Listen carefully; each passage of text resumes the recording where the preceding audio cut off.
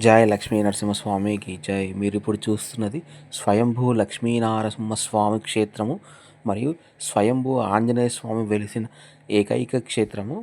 ఈ టెంపుల్ మరి ఎక్కడో లేదు, ఇబ్రహీంపట్నంలో ఉంటుంది. సాగర్ రోడ్ నుంచి ఇబ్రహీంపట్నం ఆల్మోస్ట్ ఒక 25 కిలోమీటర్స్ ఉంటుంది ఈ టెంపుల్. నాగార్జున సాగర్ హైవేలో మీకు ఇబ్రహీంపట్నం టచ్ అవుతుంది. ఫ్రమ్ ఎంజీబీఎస్ సికింద్రాబాద్ దిల్సుఖ్ నగర్ కోటి నుంచి 277 బస్ ఎక్కితే మీరు డైరెక్ట్గా ఇబ్రహీంపట్నంలో దిగుతారు. ఇబ్రహీంపట్నం దిగిన తర్వాత టెంపుల్కి డైరెక్ట్ బస్సెస్ కానీ ఆటోస్ కానీ ఉండవు. సో మీరు ఇబ్రహీంపట్నం బస్ స్టాండ్ దిగిన తర్వాత మీరు అక్కడ ఆటో మాట్లాడుకొని లక్ష్మీ నరసింహస్వామి టెంపుల్ అని చెప్తే ఎవరైనా మీకు అడ్రస్ చెప్పేస్తారు ఈజీగా. లేదా ఆటో వాళ్ళని అడిగితే ఆటో వాళ్ళు తీసుకెళ్తారు. ఓన్ వెహికల్ ఉంటే టెంపుల్ లొకేషన్ డిస్క్రిప్షన్లో ఇస్తాను, చెక్ చేయండి. ఈ ఆలయానికి ఉన్న ఒక ప్రత్యేకమైన విషయం ఏంటంటే ఇక్కడ శ్రీ లక్ష్మీనరసింహస్వామి వారు స్వయంభూగా వెలిశారు. 500 ఏండ్ల నాటి చరిత్ర కలిగిన ఈ దేవాలయం మన ఇబ్రహీంపట్నంలోనే ఉంది. ఈ ఆలయానికి ఉన్న మరో విశిష్టత, ఇక్కడ శ్రీ ఆంజనేయ స్వామి వారు కూడా స్వయంభూగా వెలిశారు. కొండ మీదకి ఎంటర్ అవ్వగానే రైట్ సైడ్లో మనకి ఆంజనేయ స్వామి వారు దర్శనం ఇస్తారు. మీరు అక్కడ దర్శనం చేసుకొని పైకి వెళ్ళొచ్చు. ఈ ఆలయానికి ఉన్న మరో పేరు సింగమలై కొండ అంటారు. సో ఖచ్చితంగా మీరు ఇబ్రహీంపట్నం వచ్చినప్పుడు విజిట్ చేయాల్సిన టెంపుల్లో శ్రీ లక్ష్మీనరసింహస్వామి వారి మందిరం చాలా విశేషమైన మందిరము. ఖచ్చితంగా మీరు దర్శనం చేసుకోవాలి. ఎందుకంటే ఇక్కడ లక్ష్మీనరసింహస్వామి వారు, ఆంజనేయ స్వామి వారు, వీరభద్ర స్వామి వారు, శ్రీ మహావిష్ణువు మీకు ఇక్కడ దర్శనం ఇస్తారు. అలాగే నాగేంద్రుల వారు కూడా ఇక్కడ మీకు దర్శనం ఇస్తారు, దర్శించుకోవచ్చు. మీరు అక్కడ దర్శించుకున్న తర్వాత మీరు చూస్తున్నది ఓల్డ్ స్టెప్స్.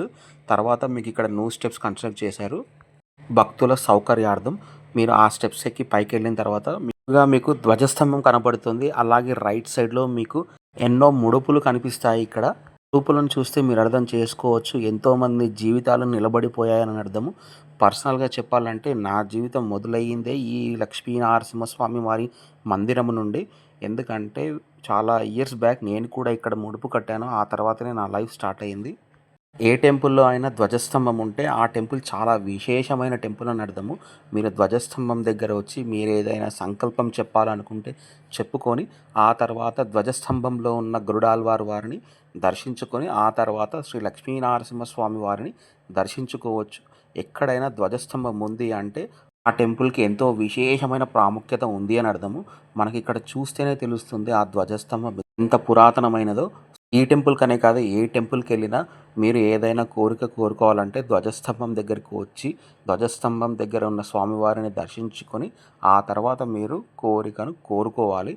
చూస్తున్నారు కదా, ఈ ధ్వజస్తంభంలో మనకు నామాలు అలాగే శంఖము చక్రము ఓం కనబడతాయి. నరసింహస్వామి వారి క్షేత్రాలు 9 ఉంటాయి. 12 జ్యోతిర్లింగాలు ఎలాగో 18 శక్తిపీఠాలు ఎలాగో ఈ ప్రపంచం మొత్తంలో నవనారసింహ క్షేత్రాలను ఉంటాయి. ఆ తర్వాత ఎంతో విశేషమైన క్షేత్రము మన ఇబ్రహీంపట్నంలో ఉన్న స్వయంభూ శ్రీ లక్ష్మీనరసింహ వారి క్షేత్రము. ఇక్కడ ప్రతి సంవత్సరము శ్రీ లక్ష్మీనరసింహ స్వామి వారికి కళ్యాణం కూడా చేస్తారు. కళ్యాణంకి వచ్చి తీరాల్సిందే. కళ్యాణం ఏ టైంకి ఉంటుంది, ఏ డేట్ రోజు ఉంటుంది అనేది డీటెయిల్స్ మీకు తర్వాత ఇస్తాను. ఇప్పుడు మీరు శ్రీ స్వయంభూ లక్ష్మీనరసింహస్వామి వారిని దర్శించుకోండి. ఇక్కడ అర్చన చేయించుకున్న తర్వాత పూజారుల వారు ఒక దండంతో మీ వీపు మీద ఒక దెబ్బ కొడతారు. ఎందుకు అంటే మీకు ఏదైనా దుష్టశక్తులు కానీ ఏదైనా గాలి కానీ సోకితే ఆ దండంతో అలా ఒక చిన్న దెబ్బ కొట్టిన తర్వాత అవి వెళ్ళిపోతాయని అర్థము. ఇలా సింగమలై కొండ మీద వెలిసిన శ్రీ లక్ష్మీనరసింహస్వామి వారు కొండలో మనకి దర్శనమిస్తారు. ఆ తర్వాతనే గుడి కట్టడం జరిగింది. సో మీరు కూడా చూడొచ్చు, స్వామివారు కొండలో ఆనుకొనే ఉంటారు. స్వామివారి పక్క నుంచి లెఫ్ట్ సైడ్ మీకు వెళ్ళగానే మీకు డీటెయిల్స్ అన్నీ ఉంటాయి. ఇక్కడ మీకు అర్చన, సత్యనారాయణ స్వామి వ్రతము, హోమము, జపము, అభిషేకము, ఇలా అన్నదానానికి సంబంధించిన ప్రతి ఒక్క డీటెయిల్స్ అక్కడ ఉంటాయి. మీరు ఏ పూజనైనా చేయించుకోవచ్చు. ఎవ్రీ సాటర్డే చాలామంది వచ్చి ఇక్కడ దర్శనం కూడా చేసుకుంటారు. అలాగే చాలామంది వ్రతాలు, పూజలు కూడా వచ్చి చేయించుకుంటారు. నాకు తెలిసినంత వరకు ఇతర రాష్ట్రాల నుండి మరియు మన హైదరాబాద్ నుండి కూడా చాలామంది భక్తులు వస్తారు. ఇలాగే మనకు ఇక్కడ ఉన్న ఉపాలయాల్లో రామాలయం కూడా ఒకటి. రామాలయం ఇక్కడ ఉన్నది చాలా విశేషమైన టెంపుల్. ఎందుకంటే లోపల మనకు శ్రీ మహావిష్ణువు వారు పడుకున్నట్టు మనకు కనబడుతుంది. ఎలాగో శ్రీ అనంత పద్మనాభ స్వామి వారి దర్శనం ఉంటుందో అలాగే సేమ్ ఇక్కడ సాక్షాత్ శ్రీ మహావిష్ణువు వారు పడుకొని ఉన్నట్టు మనకు దర్శనమిస్తారు. శ్రీ మహావిష్ణువు స్వామి వారితో పాటు మనకు ఆళ్వార్ల సన్నిధి కూడా కనిపిస్తుంది. మీరు ఇప్పుడు చూస్తున్నది శ్రీరాముల వారు, సీతమ్మ తల్లి, భరతుడు, లక్ష్మణుడు అలాగే ఆంజనేయ స్వామి వారు కొలువై ఉన్న క్షేత్రము దర్శించుకోండి. అలాగే ఒకసారి జై శ్రీరామ్ అని కామెంట్ చేయండి. చూస్తున్నారు కదా ఎలా ఉందో ఈ క్షేత్రము. చాలా విశేషమైన క్షేత్రము. ఒక కొండ గుహ లోపల ఇలా మనకు స్వామివారు దర్శనమిస్తారు. బయటికి వచ్చిన తర్వాత రైట్ సైడ్లో మనకి శ్రీ మహావిష్ణువారు నిలబడ్డట్టు ఇలా ఉంటుంది. మీరు ఇక్కడ కూడా స్వామివారిని దర్శించుకోవచ్చు. సత్యనారాయణ స్వామి వ్రతము లేదా ఏదైనా వ్రతాలు చేయించుకోవాలనుకుంటే ఈ రామాలయంలోనే వ్రతాలు చేస్తారు. శ్రీ మహావిష్ణువు స్వామివారి దర్శనానంతరము పక్కనే స్వయంభూ శ్రీ వీరభద్ర స్వామి వారి దర్శనం కూడా జరుగుతుంది. మీరు ఇప్పుడు చూస్తున్నది శివాలయము. శివాలయంలో ఇక్కడ మనకి బయట శివ పంచాక్షరి మంత్రము రాసి ఉంటుంది. మీరు ఇప్పుడు స్వామివారిని దర్శించుకోవచ్చు. హరహర మహాదేవ శంభో శంకర. ఈ ఆలయంలోనే శ్రీ వీరభద్ర స్వామి వారు స్వయంభుగా వెలిశారని చెప్తారు. ఖచ్చితంగా మీరు దర్శనం చేసుకోవాల్సిన మందిరము. పరమశివుని దర్శనం ముందు నంది దర్శనము చాలా ఉత్తమమైనది. ఖచ్చితంగా మీరు రోజు శివాభిషేకము, శివాష్టోత్తరనామము లేదా శివ పంచాక్షరి లేదా శివ ధ్యానము చేస్తే జీవితం చాలా సుఖమయంగా ఉంటుంది. అలాగే ఆ పరమేశ్వరుడు మనని ఎల్లప్పుడూ కాపాడుతాడు.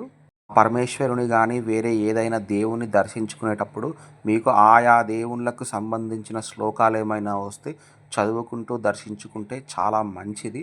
నవంబర్, డిసెంబర్ టైంలో అలాగే శివరాత్రి టైంలో మనకి ఇక్కడ చాలామంది స్వాములు కనిపిస్తారు. చూడండి మీరు ఇప్పుడు స్వయంభుగా వెలిసిన శ్రీ వీరభద్ర స్వామి వారు.